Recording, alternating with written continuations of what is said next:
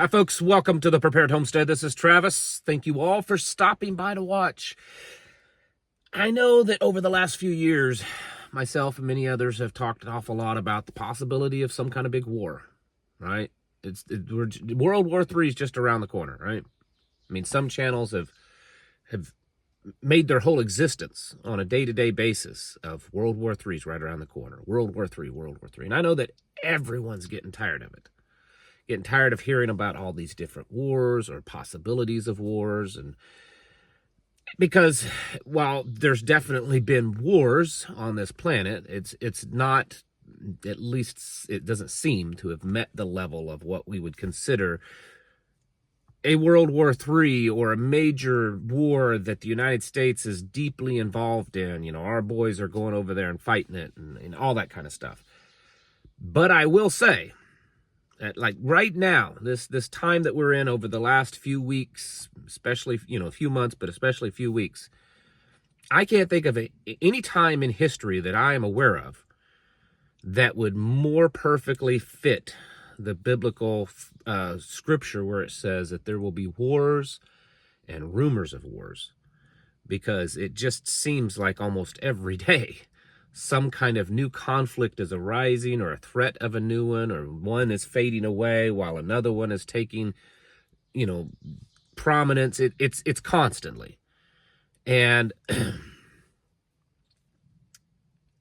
as a believer, to me, it's just more confirming of where we are, what time that we are in, and how we need to be prepared. So over the weekend, it's just all over the board. It's confusing. It's chaotic. I don't even know where to begin. I guess India, Pakistan. Apparently that war is over. It was a short-lived war. That's not terribly uncommon. They have happened throughout history. Lasted a few days, and it's over. At least that's what it looks like. Now, the United States is stating that they got involved. In fact, Donald Trump himself posted that his people were up all night trying to negotiate this end of this war, whereas India and Pakistan are saying that that's not true. The United States wasn't involved at all. So that's a little strange. But what's interesting is that, last week or a few days ago, I was saying that, hey, we may be on the brink of the first nuclear war that we see and everything.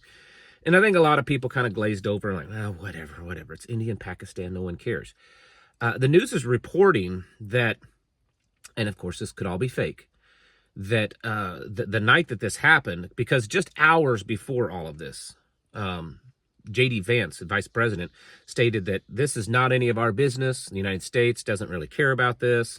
We're not involved. We have no dog in this fight, basically. And then a few hours later, it seems like all of a sudden the United States took great interest in this. This is according to the news reports and what the president stated, and jumped in and tried to, come to an end of this. And the news is reporting that it's because the United States received some intelligence on this that was very frightening, and that they had to get involved. About the same time, or just slightly before that broke in the news, it was reported that Pakistan was meeting with the leaders of Pakistan were meeting with the people in Pakistan in charge of their nuclear weapons to start the activation process. So the question is were we really that close as a people? Not because their nukes were not going to affect us. I get that. But as humanity, was humanity that close to seeing a nuclear war? Because it's very possible. Of all the countries that have nukes, I wouldn't put it past either one of them to use it. I think that they would probably be the more likely candidates to possibly use them. They seem a little bit less controlled. I know there's North Korea, but China controls North Korea. I mean, North Korea doesn't wipe its hind end without China approving it. So that there's that. Now, what was the United States involved? Who knows? I don't know that it's that big of a deal, but the fact that this war happened, there's also another takeaway from this. Not just the fact that there was potentially, for the first time in humanity, a real nuclear war outside of the atom bombs in Japan, but, an actual full-scale nuclear war. There's something else to take away from this. Pakistan was using predominantly Chinese weapons, and these weapons had never really seen combat before. And they did really, really well. In fact, Pakistan is claiming victory, and India is not countering that.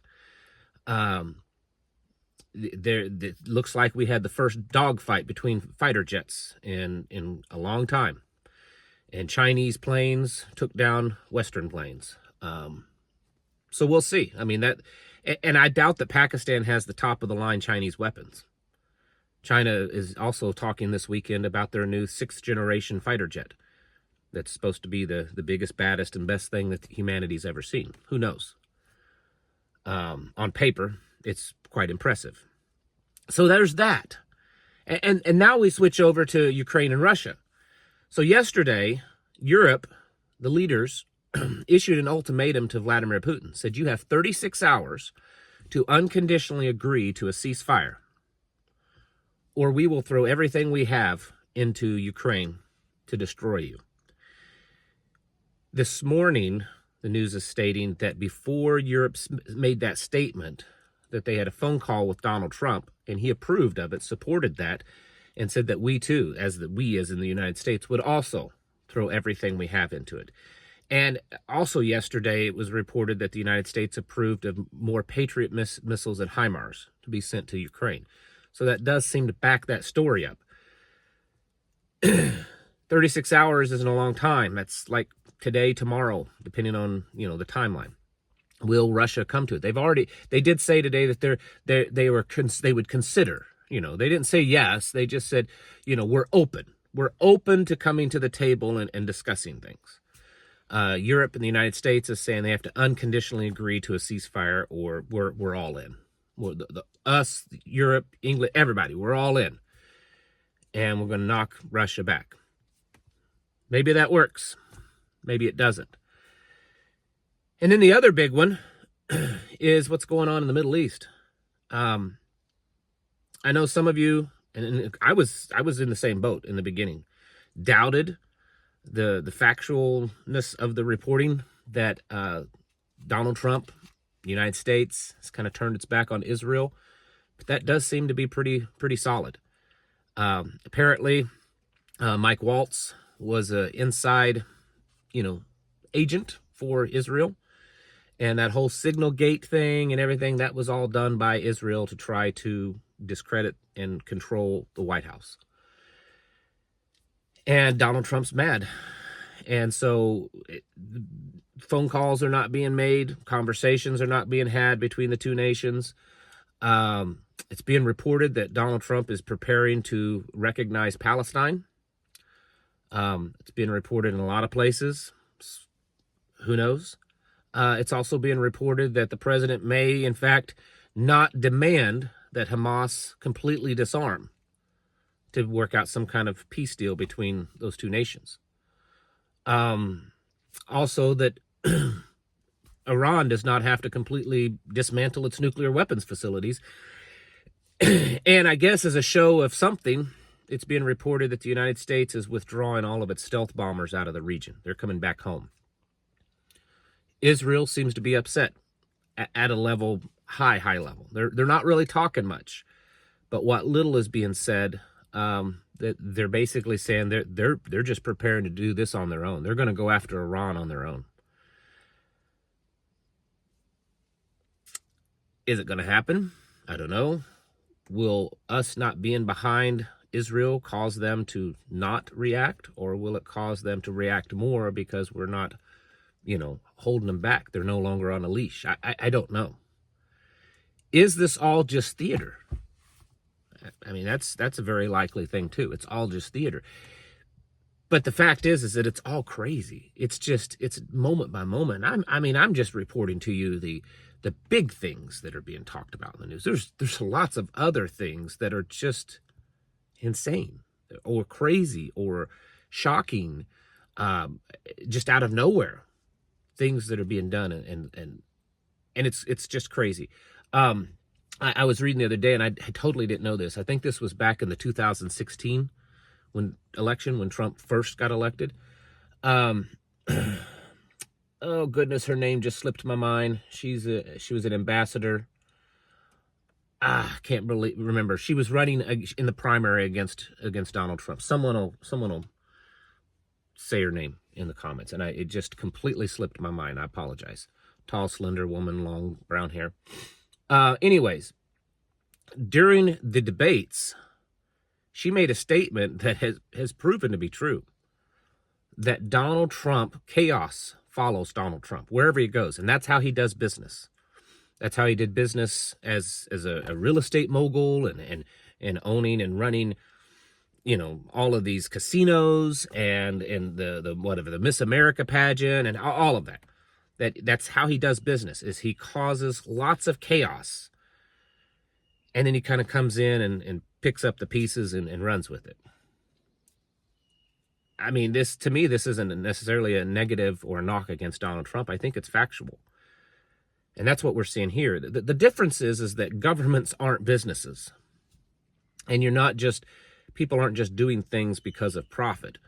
They're doing things because of power. They're doing things because of ideology. They're doing things because of religion and because of land and all these other things. Whereas with business, you're just, it's a little different.